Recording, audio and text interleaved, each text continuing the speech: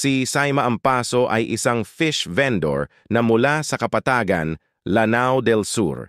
Siya ay benepisyo ng Sustainable Livelihood Program o SLP ng MSSD BARM.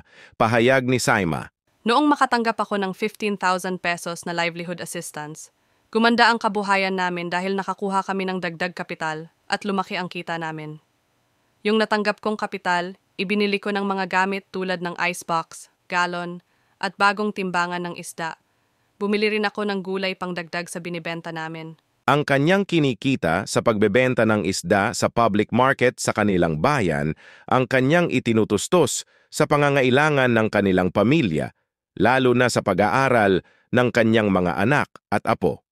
Kung kaya't nais niyang mapalago pa ang kanyang munting negosyo.